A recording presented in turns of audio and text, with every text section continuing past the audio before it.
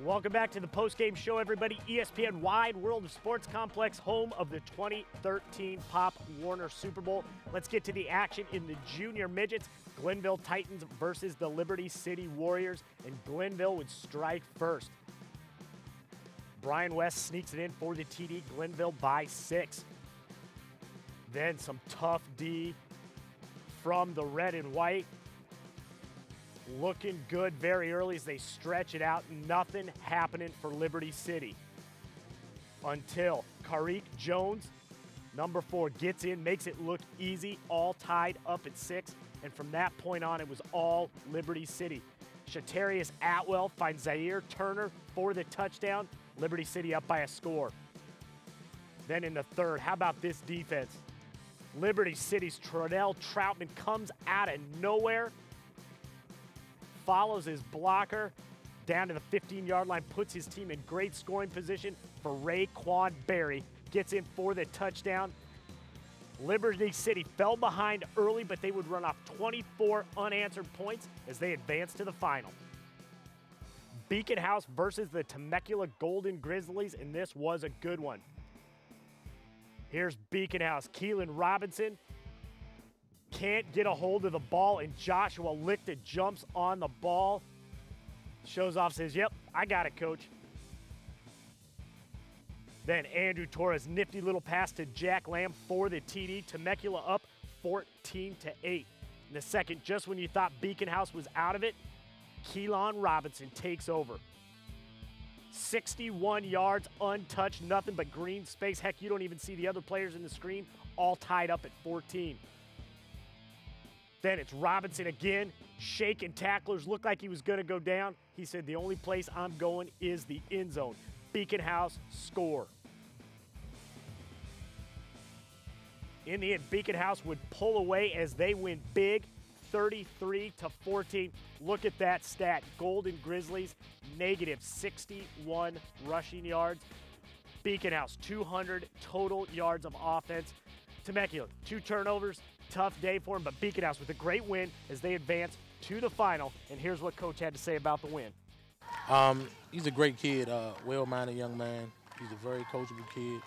You know, he understands the game, and he's not a selfish player. So, you know, what can I ask for? He's a great kid to coach.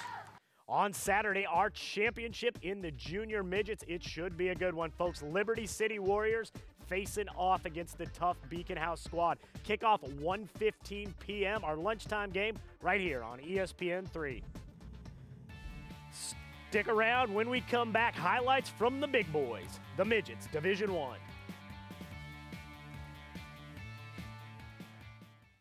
And I never got tired, so my dad started calling me AD for all day, and it stuck with me ever since. I like that, AD, all day. Yeah, so what's your nickname around here? Me? Yeah. No, I don't really have a nickname. Pretty much just call me Scott. All day, what's up? Same. Hey, bedwetter. Guys are always clowning, you know. Bedwetter. Told you that in confidence. Johnny, go ahead and get this fax out. All right. When you run Disney, every mile is magic. Marathon and half-marathon races through Disney theme parks are waiting for you at Walt Disney World Resort in Florida and Disneyland Resort in California, along with the best finisher medals around. For more information, visit rundisney.com.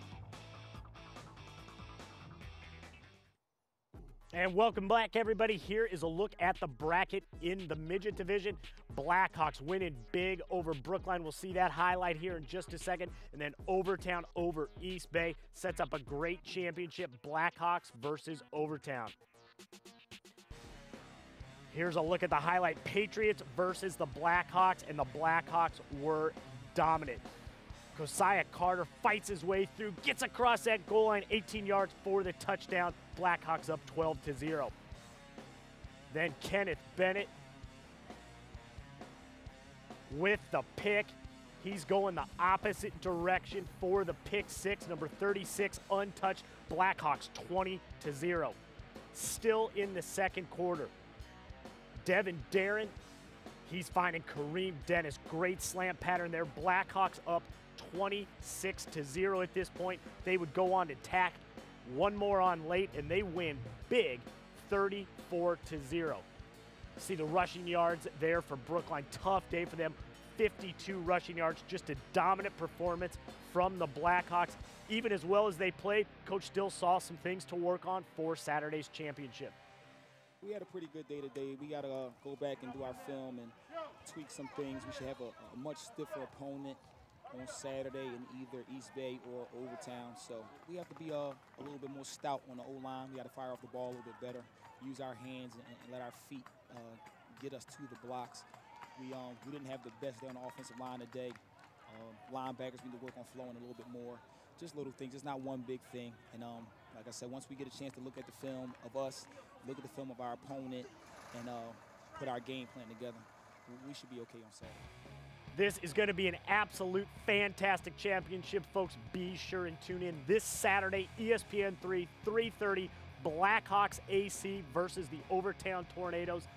Division I Midgets, Pop Warner Super Bowl.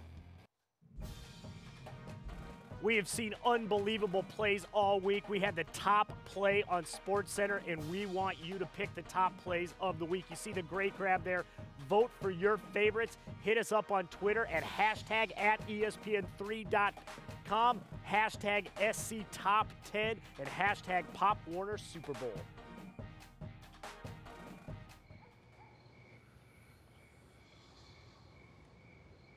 I can't believe I got to share the bed with Bill. I'm an all-star. Why do I have to bunk up? I'm a published author. I've been on the all-defensive team twice. I've been on the bestseller list twice. Hey, you guys asleep? I can't sleep. ESPN, your NBA destination for games Wednesdays and Fridays.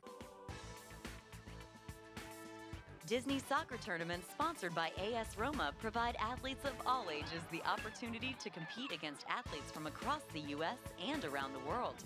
From 3-on-3 youth tournaments to elite showcase events with hundreds of college recruiters present, the ESPN Wide World of Sports soccer program offers something for everyone.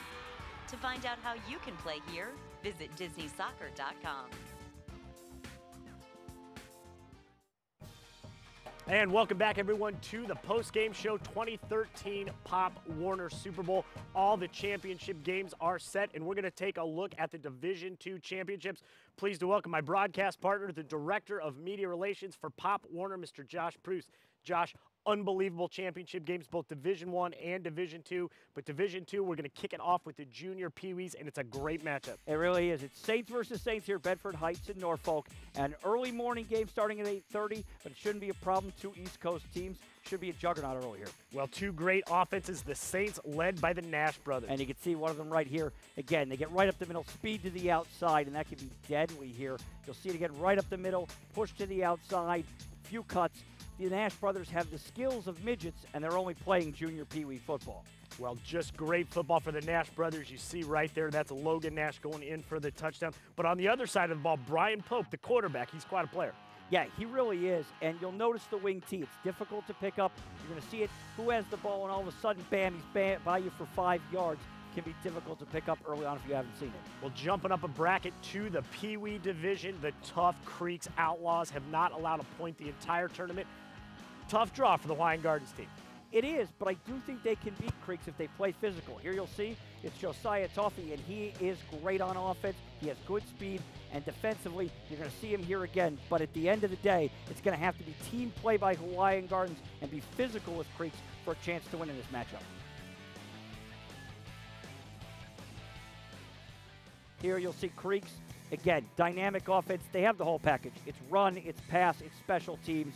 You're going to have to make sure you take it to them, dominate line play, and if you can do that, try to control the tempo of the game some, then you can beat Creeks, but they are a tough out.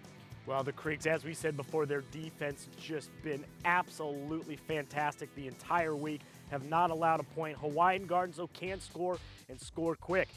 Jumping up a division, Josh, we have the junior midgets, Hoffman Estates, facing off against the tough Jensen Beach squad. And again here, you've got Jensen Beach, 42 points in the first round, 36 in the second round. You know what? They are going to score some points. Where it really works here for you is Hoffman Estates, and they have the defense to be able to stop Jensen Beach. Again, you'll see them here. They're solid right up the middle. It's basic running. It's not going to fool you a lot on their offense, but their defense can be where they get it done. They have good deep pursuit, and they have 11 defensive touchdowns this year. And if they can get a turnover or two, they can keep in this game, try to steal one in the fourth quarter. Here you go. You'll see Jensen Beach. And again, it's Tyrese Jackson, number 5. Again, cuts all over the place. You'll see the pursuit here by North Raleigh. But again, Hoffman Estate's got to stay in their lanes, follow quickly, and if you can stop them and get them for a 5-6 yard gain, don't let them break to the outside, don't let them start to cut.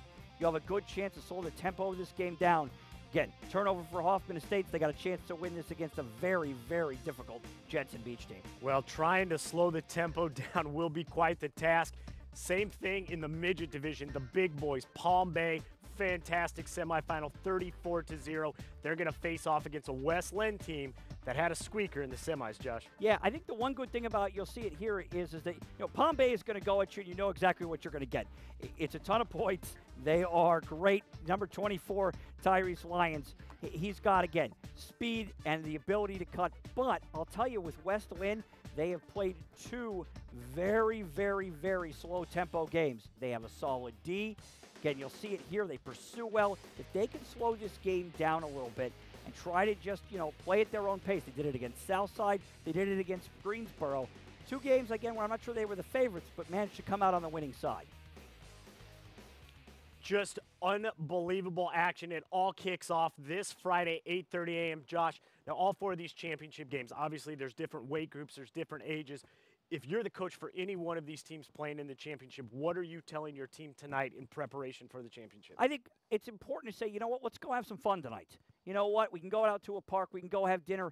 Let's relax a little bit. Starting tomorrow, it's all business and then get ready for Friday. But again, if you're having fun, you got a good chance to win these games. Fantastic. Well, as we said, all of the games kick off this Friday. First game, Bedford Heights versus Norfolk. That is bright and early, 8:30 in the morning. Then Hawaiian Gardens versus the Creeks Outlaws. Our lunchtime game, Hoffman Estates facing off against Jensen Beach at 1:15. And then we will wrap it up with our nightcap, the 3:30 kickoff, the Juggernaut from Palm Bay facing off against the West Linn Rams. Division II National Championships, all of it live right here on ESPN3. And don't forget, we don't just have football, we also have cheer and dance. Amazing athletes in the HP Fieldhouse competing this Thursday, 5 p.m. It's live on ESPN3. If you haven't watched it, be sure and tune in. Folks, we want to thank you for staying with us tonight. As we said, Friday we get started with our first national championship games, the Division II Pop Warner National Championships. Be sure and tune in. We'll see you on Friday.